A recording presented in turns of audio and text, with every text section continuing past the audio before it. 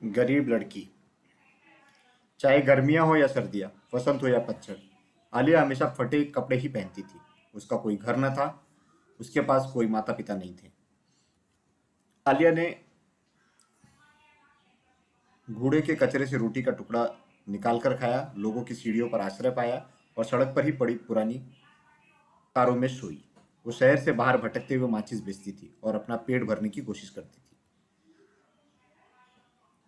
जरा उस लड़की को देखो, किसी ने कहा। वो फूल या माचिस क्यों नहीं बेच रही है? लेकिन अब माचिस की किसी को जरूरत नहीं थी।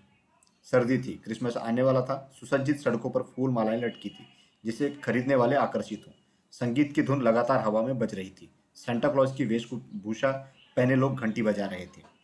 गर्म फर और ऊनी कपड़े पहने भीड़ में लोग शोर मचा रहे थे और गरीब आलिया को बिल्कुल नजरअंदाज कर रहे थे।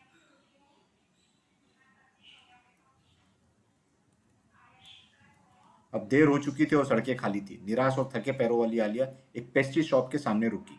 उसने अपनी छोटी नाक को कांच के शीशे पर दबाया ताकि प्रदर्शन पर रखे केक का स्वाद ले सके, लेकिन बहुत लंबे समय के लिए नहीं। बेकर वहां से फौरन दौड़े हुए बाहर आए। तेरी ये मजाल कमीनी, तूने मेरे कांच की खिड़की को गंदा कर दिया। चल दफा हो यहां से, जल्दी भाग, नहीं तो मैं तुझे अपनी बेलन से चपटा कर दूंगा। घबरा कर बेचारी छोटी बच्ची तेजी से वहां से भागी।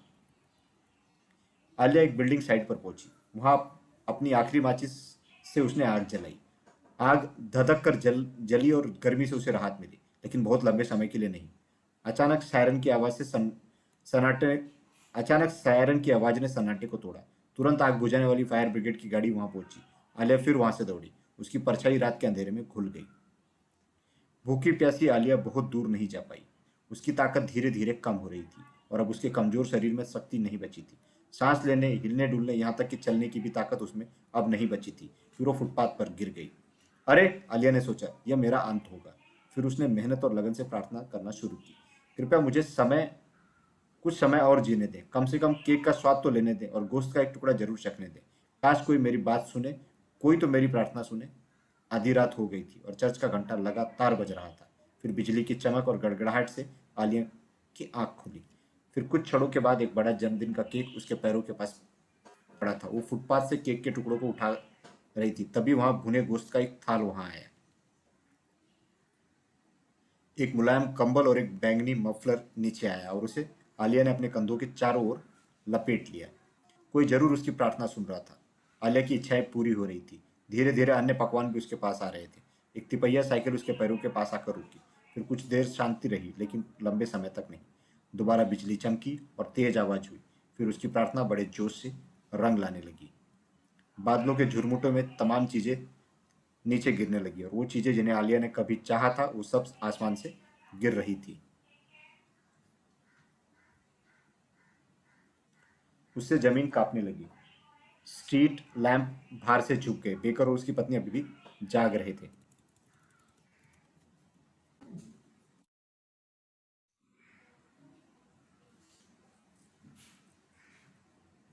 और दिन के पैसे गिन रहे थे। गड़गड़ाहट और बिजली चमकने से महाशय बेकर ने अपने दरवाजे में से बाहर झांका। गजब, वो चिल्लाए। आसमान से तमाम बेशकीमती सामान बरस रहा है। फिर अपने लाल में वे कुछ कीमती सामान को घर में लाने के लिए बाहर दौड़े। तभी स्ट्रॉबेरी जेली भारी मात्रा में नीचे गिरी और उसमें बेकर की चीख की गूंज दब गई। सुबह के समय आसमान साफ हो गया। तब तक आसमान से गिरा सामान 37 फुट ऊंचा एक ढेर बन चुका था। आलिया बिना किसी एक खरोच के उसमें से बाहर निकली।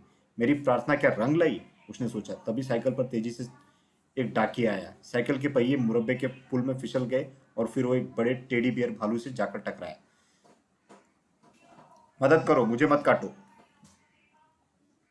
डाकिया चिल्लाया। डरो मत, वो बस खिलौने वाला टेडी बियर है, आलिया ने कहा और फिर उसने डाकिये को उठने में मदद की। वो बड़ा भालू जरूर चिड़ियाघर से भाग कर आया होगा। वैसे यहाँ इतना ऊंचा पहाड़ क्यों है? ये सब क्या है? ये सब मेरा है, आलिया ने कहा। मैंने इसके लिए प्रार्थना की थी और फिर कल रात वो आसमान से बरसा। बात बस इतनी सी है। पर मुझे एक बात बताओ, तुम इस सब सामान का आखिर करोगी क्या? इससे पहले कि चीजें खराब हो, मैं लोगों में बांट दूंगी, आलिया ने उत्तर दिया। उस हालात में मैं शहर के सभी लोगों को इसके बारे में बताऊंगा, पोस्टमैन ने कहा और उसने वो किया भी।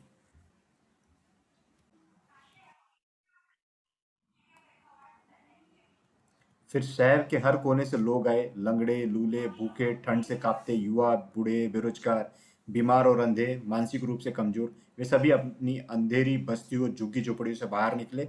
अपनी हवेलियों, आलीशान घरों के झरोकों से अमीर और स्वार्थी लोगों ने इस अंतहीन जुलूस को देखा। मेयर चिल्लाया, यह हमारे शहर के अच्छे नाम पर एक धब्बा है। अंधे लूलों की यह परेड भूल गई है कि वो कहाँ जा रही है। मेयर ने तुरंत शहर के बुजुर्गों की एक बैठक बुलाई। वे इकट्ठे हुए और उन्होंने स्थिति का जायजा लिया। मेयर की अध्यक्षता में एक प्रतिनिधि मंडल बलवे के दृश्य की जांच करने गया। दंगा करने वाले लोगों से निपटने के लिए पुलिस की स्पेशल टुकड़ी तैनात की गई और फौज को वहां तुरंत भेजा गया। इस बीच चोट चोट से पीड़ित बेकर और उसकी पत्नी आलिया के पास गए और उसके सामने घुटनों के बल गिर गए।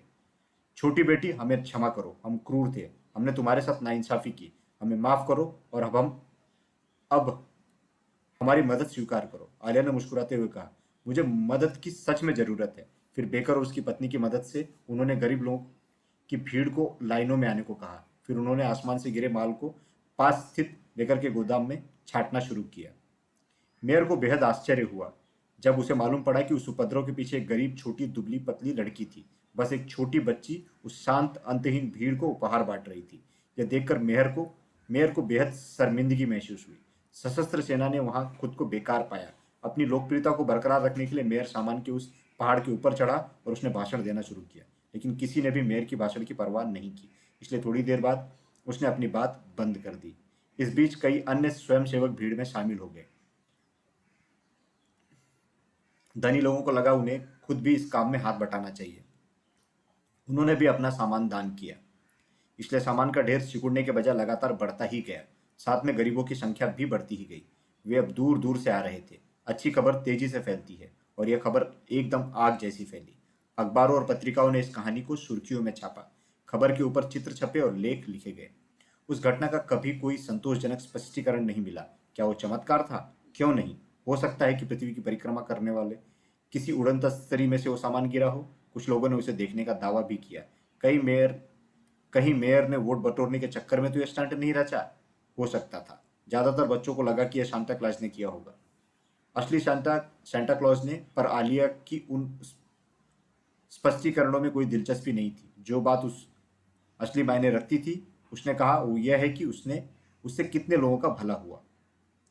बेकर का गोदाम अब सद्भावना का एक प्रतीक बन गया। गोदाम का आकार बढ़ा और फिर बढ़ता ही गया, क्योंकि उसके बाद वहां दुनिया भर से हर दिशा और देश से लोगों ने हर देश और दिशा से लोगों ने दान भेजा। उसके बाद दुनिया में जहां भी अकाल पड़ा, आग लगी, बाढ़ आई या युद्ध हुआ, वहां आलिया के स्वयंसेवकों ने जाकर लोगों के बीच राहत का काम किया।